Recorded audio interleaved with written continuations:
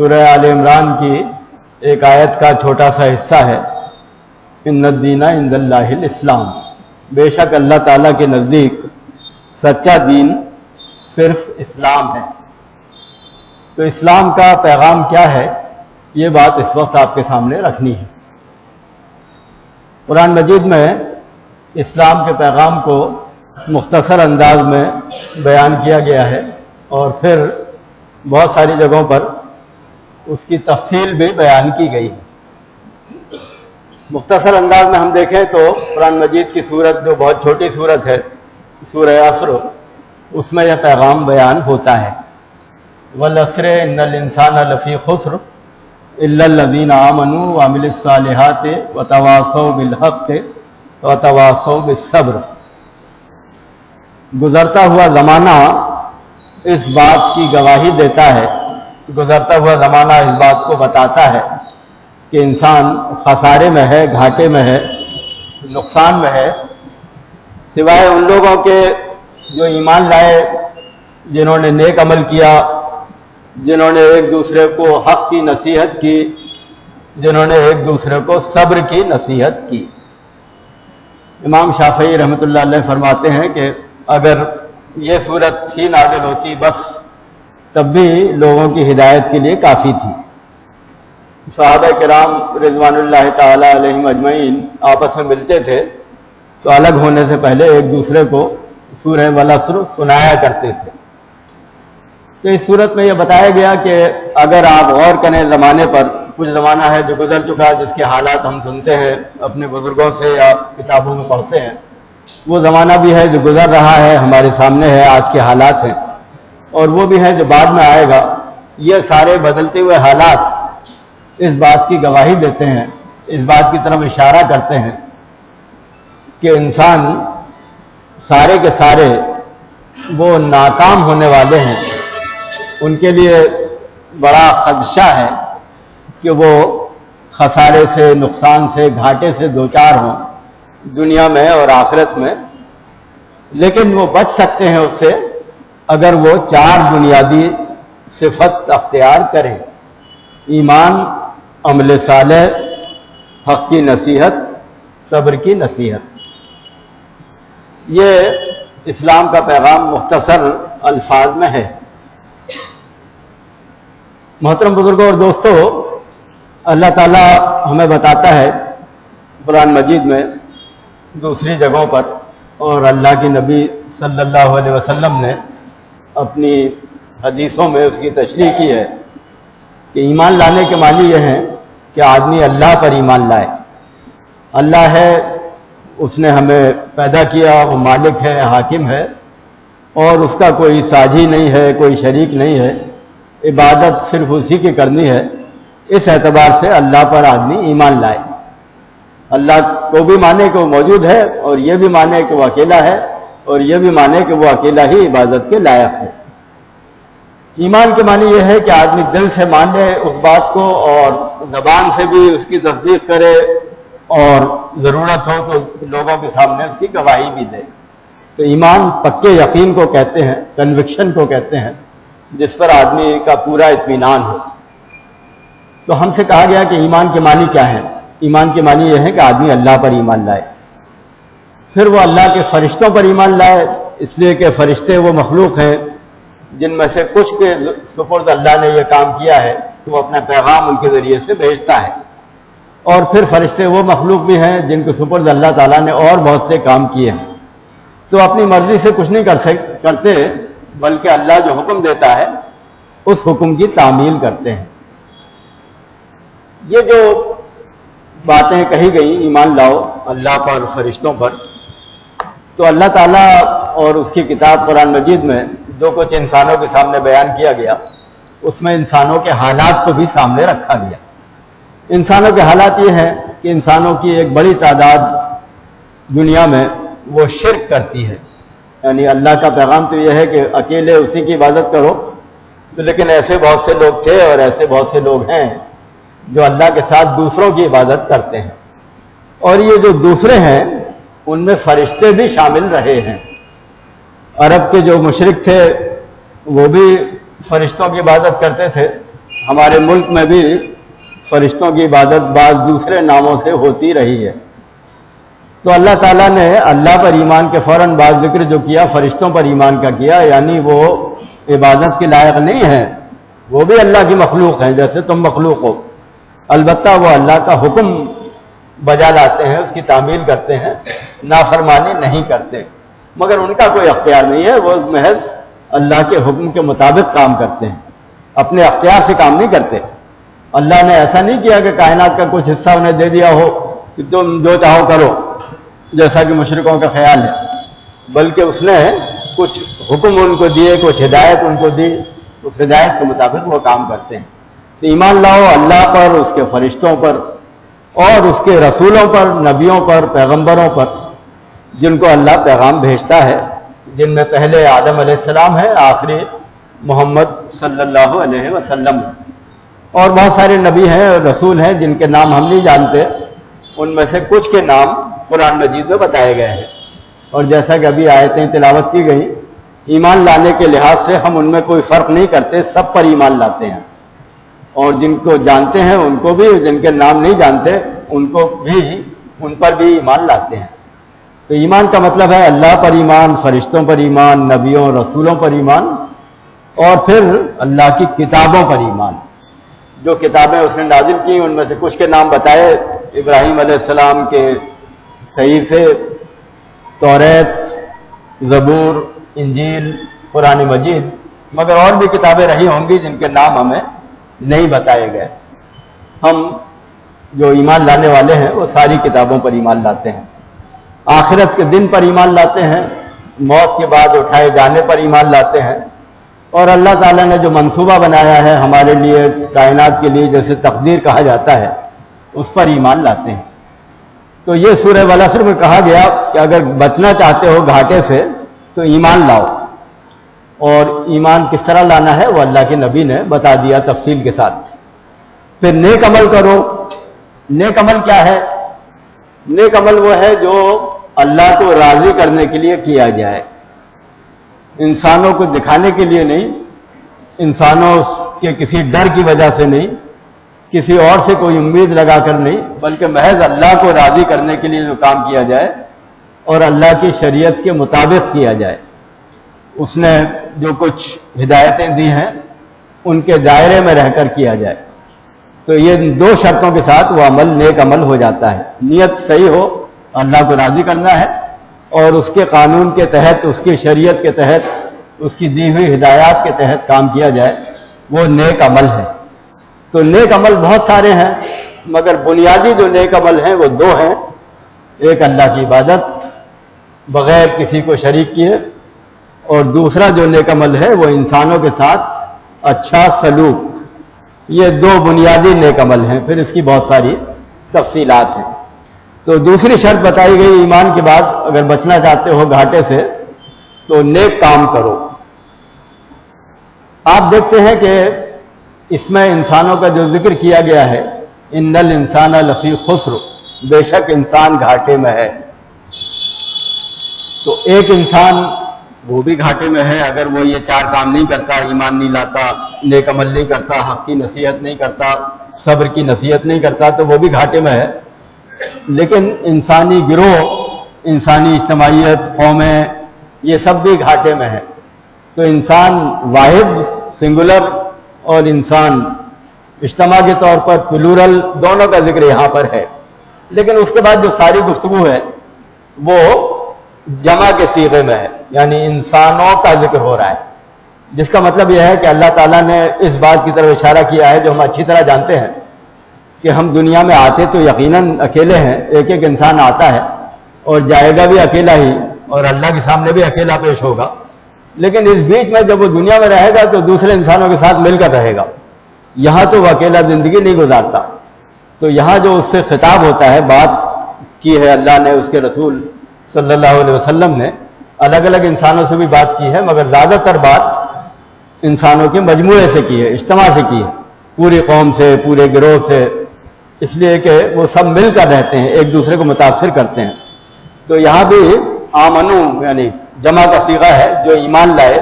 گھاٹے سے بچ جائیں گے وہ لوگ جو ایمان لائے، جنہوں نے نیک عمل کیے. اس کے بعد جو دو کام بتائے گئے ہیں وہ تو ایسے ہیں جن کا خاص طور پر تعلق اجتماعیت سے ہے، یعنی انسانوں کے مل جل کر رہنے سے ہے۔ وہ کام یہ بتایا گیا ہے کہ وہ ایک دوسرے کو حق کی نصیحت کرتے ہیں۔ حق کے دو معنی ہیں۔ حق کے ایک معنی تو سچی بات کے ہیں، یعنی وہ سچی بات یاد دلاتے رہتے ہیں ایک دوسرے کو۔ سب سے زیادہ سچی بات کیا ہے؟ سب سے زیادہ سچی بات یہ ہے کہ اللہ کا کوئی شریک نہیں ہے۔ تو بہرحال وہ اس بات کو بھی یاد دلاتے ہیں، لیکن اس کے تحت جو اور سچی باتیں آتی ہیں ان کو بھی یاد دلاتے ہیں۔ اور حق کے دوسرے معنی یہ ہے کہ ایک انسان کا دوسرے انسان پر جو حق ہوتا ہے اس کے لیے بھی اسلام کی زبان میں یہ لفظ استعمال کیا گیا۔ مثال کے طور پر ماں باپ کا یہ حق ہے کہ ہم ان کی خدمت کریں، پڑوسی کا یہ حق ہے کہ اس کا خیال رکھیں، رشتہ داروں کا یہ حق ہے کہ ان کی خدمت کی جائے۔ تو یہ سب جو ایک دوسرے کا حق ہیں اس کی بھی نصیحت کرتے ہیں وہ۔ تو جو گھاٹے سے بچنا چاہتے ہیں وہ ان کے لیے ضروری ہے کہ وہ اپنے آس پاس کے سماج کا بھی خیال رکھیں، یعنی ایمان لے آئے، نیک عمل کیا، اس کا زیادہ تر تعلق ایک آدمی سے ہے، اس کی اپنی زندگی سے ہے، لیکن اتنا کافی نہیں، بلکہ وہ اپنے آس پاس کے سماج کو بھی دیکھے کہ وہاں حق پر عمل ہو رہا ہے یا حق کے خلاف ہو رہا ہے، لوگ سچی باتیں کر رہے ہیں یا جھوٹ پر عمل کرنے لگے ہیں، لوگ ایک دوسرے کا خیال رکھتے ہیں یا ایک دوسرے پر زیادتی کرتے ہیں۔ تو وہ جو کچھ یہاں پر دیکھے اس سماج کو صحیح کرے، درست کرے، اصلاح کرے، اس سے بے خبر نہ رہے، اس سے بے تعلق نہ رہے، اس کے بھلے برے سے بے پرواہ نہ ہو، بلکہ اس سماج کو صحیح رکھنے کی کوشش کرے۔ اور اس کے بعد چوتھی صفت آخری بتائی گئی کہ وہ ایک دوسرے کو صبر کی نصیحت کرتے ہیں۔ صبر کے جو معنی ہیں وہ جم جانے کے ہیں۔ صبر کے محض اتنے معنی نہیں ہیں کہ آدمی مشکل حالات میں بہت ہی اچھے طریقے سے ٹھنڈے دل کے ساتھ مقابلہ کرے، بلکہ صبر میں جو زیادہ ابھرے ہوئے معنی ہیں وہ صحیح راستے پر جمنے کے ہیں۔ اس کی وجہ کیا ہے؟ ایسا کیوں کہا گیا؟ تو ایسا اس لیے کہا گیا کہ عام حالات میں انسان کے لیے نیک باتیں سننا، ان پر عمل کرنا یہ آسان ہوتا ہے۔ اللہ تعالیٰ نے انسان کی فطرت ایسی بنائی ہے کہ وہ نیکی کو پسند کرتا ہے، برائیاں بھی کرتا ہے آدمی، پھسل بھی جاتا ہے، لیکن بہرحال وہ جانتا یہی ہے کہ جو نیک کام ہے وہ اچھا ہے، اس کی وہ قدر کرتا ہے۔ تو عام حالات میں انسان سے امید یہ کی جاتی ہے، اور بہت سارے انسان ایسا کرتے بھی ہیں کہ وہ سچے راستے پر قائم رہتے ہیں، لیکن جب سخت حالات آتے ہیں تو پھر بہت سارے لوگوں کے قدم پھسلنے لگتے ہیں۔ جب ہمارے ملک میں ایسا ہو رہا ہے کہ ایک آدمی کو لوگ گھیر دیتے ہیں اور اس سے کہتے ہیں کہ شرک کا نعرہ لگاؤ، اللہ کے ساتھ کسی اور کو شریک کرنے کا نعرہ لگاؤ، اور اسے مارا پیٹا جا رہا ہوتا ہے۔ ایسے واقعات روزانہ ہو رہے ہیں۔ ایسے عالم میں کہا گیا ہے کہ یہاں جم جاؤ۔ جب ہم مسجد کے اندر موجود ہیں، مسلمانوں کا مجمع ہے، یہاں لا الہ الا اللہ کہنا کوئی زیادہ مشکل کام نہیں ہے، لیکن ان حالات میں لا الہ الا اللہ کہنا جب ظالموں کا مجمع ہو اور وہ ظلم کرنے پر آمادہ ہو، یہ صبر ہے، یعنی صحیح راستے پر جمنا ان حالات میں بھی جو مشکل حالات ہیں، اور اس میں اپنے ایمان سے نہ ہٹنا۔ جس بات پر آپ سوچ سمجھ کر ایمان لائے، اچھی طرح سوچ سمجھ لیجئے کیا اللہ کے ساتھ کوئی اور شریک ہے؟ ہماری عقل بتاتی ہے کوئی اور شریک نہیں ہے۔ جب نہیں ہے تو کیا کسی اور کی بھی عبادت کی جا سکتی ہے؟ ہرگز نہیں کی جا سکتی۔ تو پھر اس بات پر جم جائیے، کیسے بھی حالات ہوں، کتنے ہی سخت ہوں، لیکن اس راستے سے نہ ہٹیے، یہ صبر ہے۔ تو خود بھی جمنا اور دوسروں کو بھی جمانا، دوسروں کو نصیحت کرنا، جو دوسروں کو نصیحت کرے گا وہ خود تو جمے گا، اس سے توقع کی جاتی ہے۔ تو یہ 4 شرطیں بتائی گئی۔ یہ اسلام کا پیغام مختصر طور پر سورہ والعصر میں بیان ہوا۔ یہ ایک پہلو ہے اسلام کے پیغام کا۔ محترم بزرگوں اور دوستو، آپ جانتے ہیں کہ دنیا میں جو یہ پوری انسانی برادری ہے، جیسا کہ عرض کیا گیا، ہم سب انسان مل جل کر رہتے ہیں، اور یہ ممکن نہیں ہے ہمارے لیے کہ الگ الگ زندگی گزاریں۔ تو یہاں افراد بھی مل جل کر رہتے ہیں، خاندان بنتا ہے شادی کے ذریعے سے، پھر خاندانوں کا سماج ہوتا ہے، اور پھر ایک طرح کے جو لوگ ہوتے ہیں ان کا سماج، اور جو دوسرے سماج ہوتے ہیں ان میں بھی آپس میں رابطہ ہوتا ہے، بات چیت ہوتی ہے، بحث مباحثہ ہوتا ہے، تنقید ہوتی ہے، تو انسان ایک دوسرے سے واسطہ رکھتے ہیں، ایک دوسرے سے غیر متعلق نہیں رہ سکتے۔ اس کی بہت ساری وجہ ہیں، ان کی ضرورتیں ہیں، ان کی فطرت ہے۔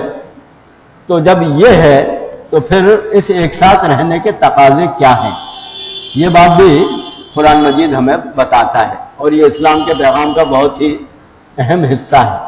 اللہ تعالیٰ نے ہمیں متوجہ کیا، وَمَنْ أَحْسَنُ قَوْلًا مِّمَّنْ دَعَا إِلَى اللَّهِ وَعَمِلَ صَالِحًا وَقَالَ إِنَّنِي مِنَ الْمُسْلِمِينَ۔ اس شخص سے بہتر بات کس کی ہو سکتی ہے جو اللہ کی طرف بلائے اور نیک عمل کرے اور اعلان کرے کہ میں مسلمانوں میں سے ہوں۔ تین باتیں کہی گئی۔ اس شخص سے بہتر بات کس کی ہو سکتی ہے جو نمبر 1 اللہ کی طرف بلائے، نمبر 2 نیک عمل کرے، نمبر 3 اعلان کرے کہ میں مسلمانوں میں سے ہوں۔ تو علامت کیا ہے شعور کی زندگی کی؟ تو شعور کی زندگی کی علامت یہ ہے کہ وہ انسان صحیح راستہ اختیار کرتا ہے سوچ سمجھ کر، اور اس کے بعد دوسرے انسانوں کو بھی اس کی طرف بلاتا ہے۔ اگر وہ صرف اختیار کر لیتا ہے، دوسروں کو نہیں بلاتا، تو ابھی شعور پورا نہیں ہوا۔ کچھ تو احساس آیا ذمہ داری کا، مگر ابھی آدھا ہے۔ تو جو مکمل شعور ہے، پورا شعور ہے، وہ یہ ہے کہ اللہ کی بندگی کرے، اللہ کی عبادت کرے اور انسانوں کو اللہ کی طرف بلائے۔ تو وہ لوگ جو کچھ کر رہے ہیں دنیا میں اچھا یا برا، وہ لوگ ہیں جن کے پاس کوئی پیغام ہے اور وہ اس پیغام کی طرف دوسروں کو بلا رہے ہیں۔ اگر وہ نہیں بلا رہے تو پھر دنیا پر ان کا کوئی اثر نہیں پڑتا، بلکہ دنیا ان پر اثر ڈالتی ہے۔ یہاں صرف 2 ہی امکانات ہیں جب آپ انسانوں کے ساتھ مل کر رہتے ہیں، تو تیسرا کوئی امکان نہیں ہے۔ یا تو آپ ان پر اثر ڈالیں گے یا وہ آپ پر اثر ڈالیں گے۔ گمراہوں سے بھری ہوئی دنیا، یا تو آپ اسے بلائیں گے اللہ کی طرف یا وہ بلائے گی آپ کو شیطان کی طرف۔ اور آپ تو بلائیں گے زبان سے، اچھے طریقے سے، حکمت کے ساتھ، لا اکراہ فی الدین، کوئی جبر نہیں ہے۔ اور شیطان کی طرف بلانے والے یہ سب تکلف نہیں کرتے، وہ نہ تو امن کے پابند ہیں، نہ سلیقے کے پابند ہیں، نہ حکمت کے پابند ہیں۔ تو وہ زبان سے نہیں، وہ تو ڈنڈے کے ذریعے سے بلائیں گے، طاقت کے ذریعے سے بلائیں گے، ظلم کے ذریعے سے بلائیں گے۔ تو یہاں کوئی تیسرا امکان نہیں ہے، یا تو اللہ کی طرف بلانے والے ہیں یا شیطان کی طرف بلانے والے ہیں۔ تو اگر آپ اللہ کی طرف نہیں بلاتے تو پھر دوسرے آپ کو زبردستی گمراہی کے راستے کی طرف لے جائیں گے۔ تو اللہ تعالیٰ یہ کہتا ہے کہ شعور کی زندگی گزارو، اور اس کی پہلی علامت یہ ہے کہ انسانوں کو اللہ کی طرف بلاؤ، تو تمہاری پہچان طے ہو جائے گی۔ تم کون ہو؟ پوچھا جائے تم کون ہو تو میں بتاؤں گا بھائی میرا یہ نام ہے، یہاں رہتا ہوں، یہ کام کرتا ہوں۔ لیکن سب سے بڑی پہچان یہ ہونی چاہیے کہ میں اللہ کی طرف لوگوں کو بلاتا ہوں۔ تو یہ پہچان زبان سے بھی کہی جائے گی ضرورت ہو، لیکن ہمارے عمل سے ظاہر ہوگی کہ ہم واقعی اللہ کی طرف بلا رہے ہیں۔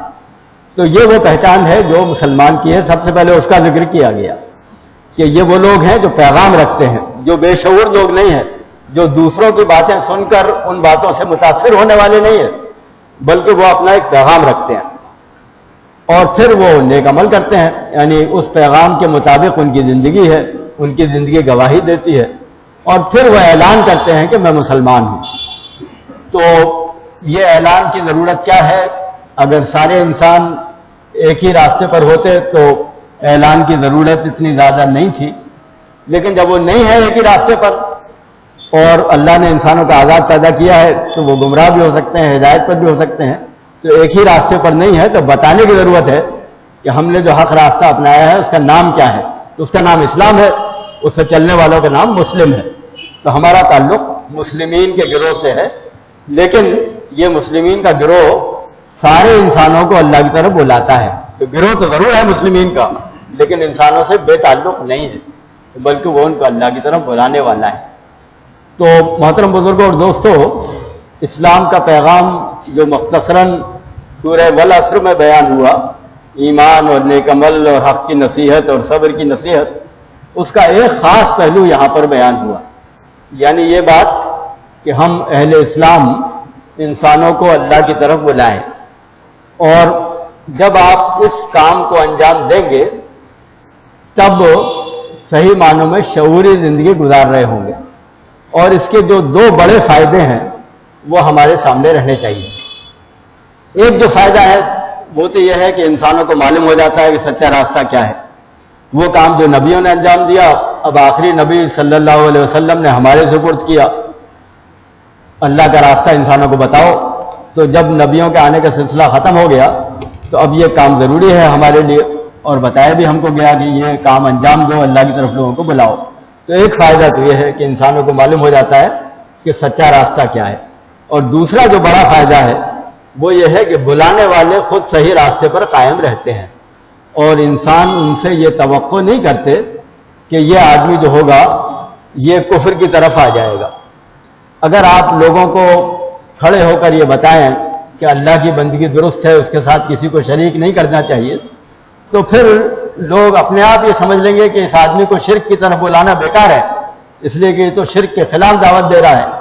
تو جب آپ اللہ کے دین کی طرف بلائیں گے تو آپ سے لوگ مایوس ہو جائیں گے جو گمراہی کی طرف بلاتے ہیں، اور وہ سمجھ لیں گے کہ یہ شخص ہماری باتوں میں ہماری چالوں میں آنے والا نہیں ہے۔ تو یہ دوسرا بڑا فائدہ ہے کہ آپ گمراہ کرنے والوں کی گمراہی سے بچ سکیں گے۔